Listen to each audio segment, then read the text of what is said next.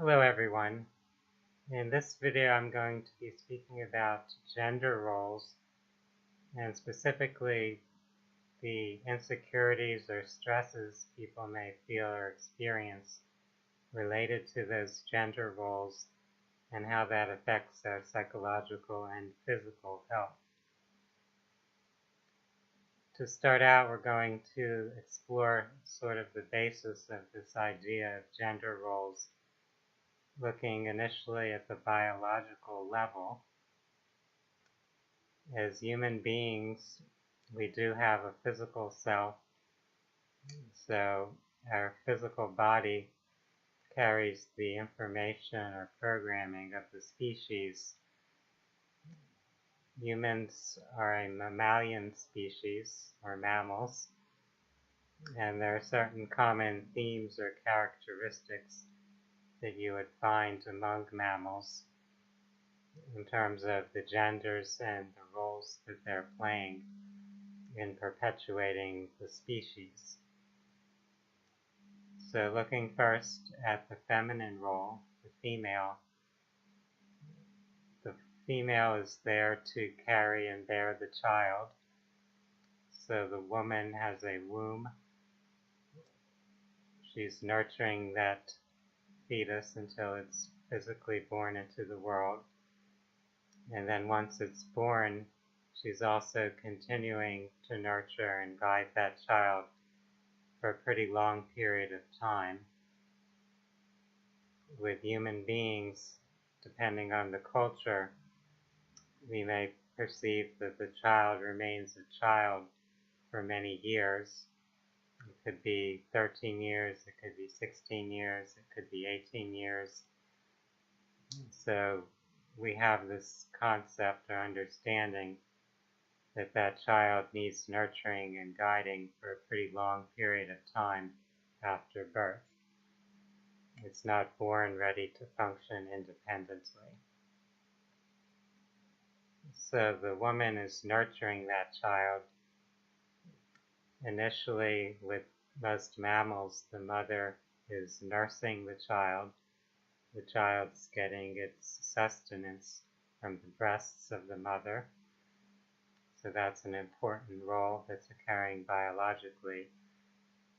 And at the same time, that's developing an emotional bond between that parent and child. So there's a survival aspect to this. The mother needs to nurture the child so that it will survive, so that it will become independent and develop into adulthood, so it can repeat the process or cycle to perpetuate the species, to create another generation of offspring. So from the consciousness of the biological survival level, that's the key aspect of the feminine role, to provide that nurturing both at the individual level for that child and to perpetuate the species.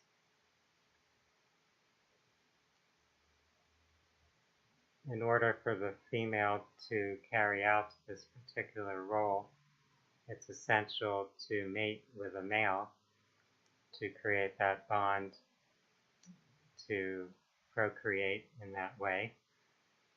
So the female is concerned with its ability to attract the mate to produce that opportunity for procreating and having a child to nurture. So that's another aspect of this feminine role that can be very significant. And we see this in our own species as human beings, where there's a lot of focus on women trying to make themselves appear attractive, trying to attract a mate, whether it's using a lot of makeup or cosmetics, or the way that fashion and clothing are worn or presented to be viewed. Those are different ways that women could try to make themselves appealing in order to create that bonding opportunity. So we can see how these things are important at that survival level,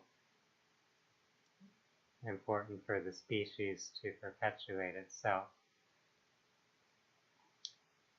On the male side of things, the masculine role, we can see that for men it is important for them as well to attract or find a mate.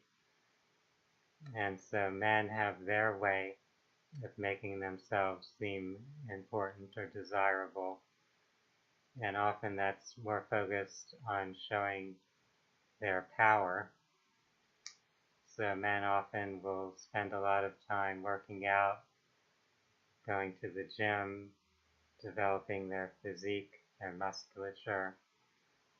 You'll see the men who like to drive around in the fast cars, the sports cars or muscle cars, so to speak. You'll see men who try to make themselves appear successful in some professional or business endeavor.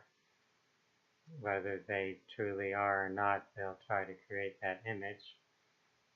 So even though someone might not be doing so well in their business, they may drive a fancy car or wear a flashy watch, things that make them seem to be somehow appealing or successful in that context, that they're a breadwinner, you could say, someone who could support a family, who has the ability to provide for a wife and child, to care for them and protect them in that physical sense, to provide for those material needs. For a male, that is a significant aspect of the masculine role, to be the one who can provide that material sustenance to the family. The woman is more of the emotional nurturer in the family, and the male is able to protect the family, which could be represented by having a steady job, by having good income, by being strong in the sense of protecting that family from outside aggressors. So that's where the physical role of asserting oneself could be important. It's also not unusual to find men who are actually physically violent or abusive, who both treat their partner that way and who use that same kind of over use of power, that aggression, to protect their family. So they'll use violence to protect the family from harm by others, but then they carry out the same aggression toward their own family. That's something to be aware of, how this masculine role can be distorted. People often talk about toxic masculinity. Well, that's where some of the natural masculine roles get exaggerated or distorted and end up creating negative or undesirable outcomes. So the male is the protector, the one who exhibits power and strength, who's able to provide for that family, to give it shelter, to keep it safe from any potential harm. And the male creates that image, per se, of himself, that persona, in order to attract a mate, so that he'll have that opportunity to produce offspring, to play that father role, which of course for the species consciousness from that perspective is helping perpetuate that species, helping produce another generation of viable offspring. Whether we like it or not, this programming, this biological imperative, is part of the collective field of consciousness that we can all tap into. that much of the time, a lot of the population are tapping into that, are connecting to that type of consciousness of programming. So people do spend a considerable amount of their time in life pursuing those goals or agendas. This is, of course, just the basic biological aspect of these gender roles. Beyond that, there's social, cultural, and familial, having to do with the family programming or influence that's present. So in combination with, or perhaps in contrast with, or in addition to those biological agendas, the culture, the family, the society may have its agendas for its view of what role a particular gender should be performing. So that could have to do with whether the person should be working inside or outside of their home, whether they should get married or not, at what age they should get married, how many children they should they have children. All of these factors could be shaped by those social influences. One could be born into a society that actually discourages childbirth, where they're trying to limit the population, and it's presented as favorable or desirable to avoid having children, whereas another society could see having a lot of children as very important or helpful to that society, and they may look down upon someone who doesn't want to have a lot of children. As individuals, we could all be psychologically affected by these external views or perspectives, the attitudes that people around us may have and project toward us. We might feel somehow invalidated or rejected if we're not conforming to those external social norms.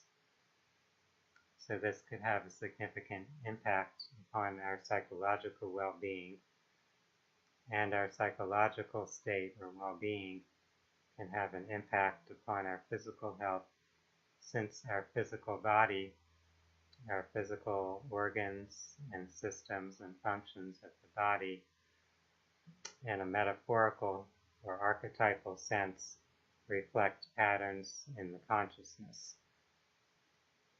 So if you're having psychological challenges or stresses related to those gender roles, it would often at some point end up being reflected in some type of physical condition or illness.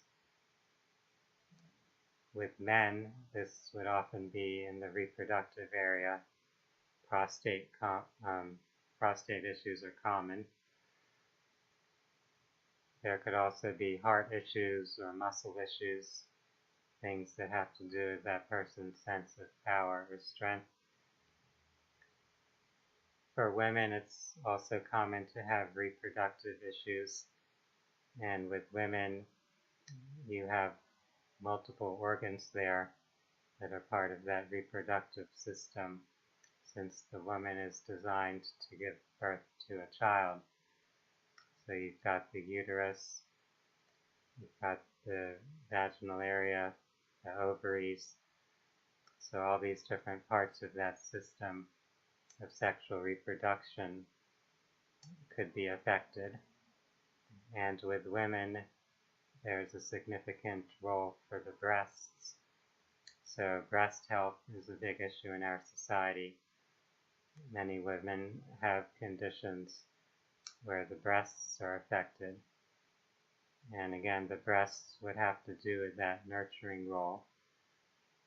And in this mind-body context, it pertains to any stresses, any emotional wounds, any insecurities that the woman, or it could be a male also, is experiencing related to that particular gender role.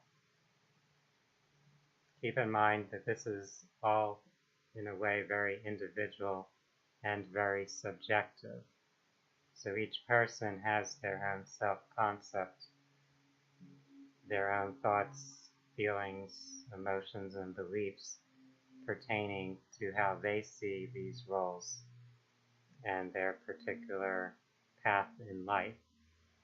So for one person, a particular role might seem very vital, very essential to their identity, to their sense of self and self-worth, while another person who might physically be the same gender might psychologically not relate to that particular role.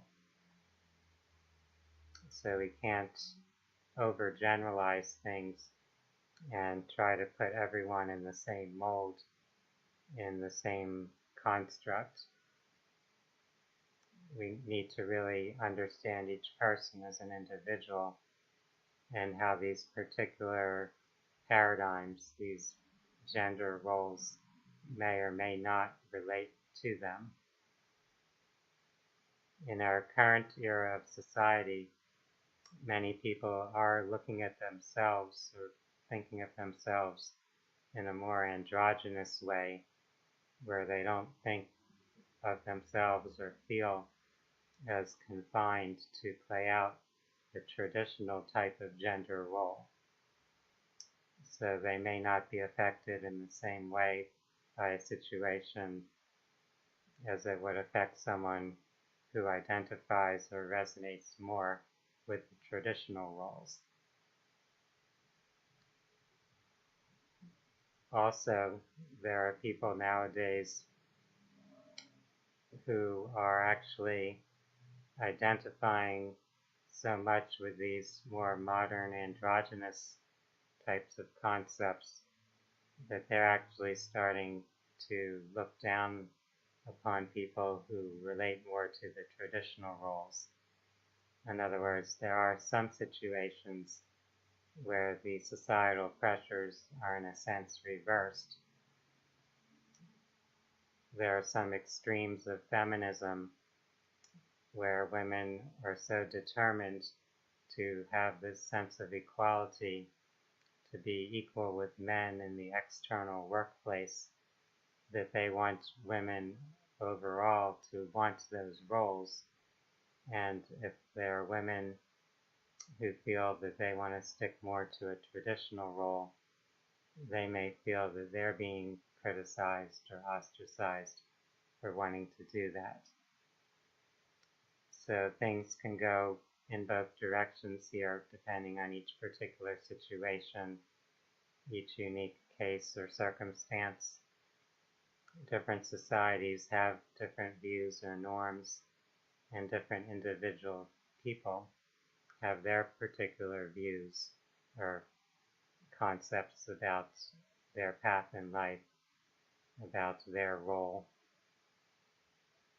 So as we explore these particular issues, we often will find that people are feeling some insecurities, dealing with some stresses that they're experiencing pertaining to those particular roles that we've spoken of, whether it's a male protector role, a female nurturer role, a provider role, the role of procreating, of finding a mate, in particular a strong bond with a mate who you would raise a child with.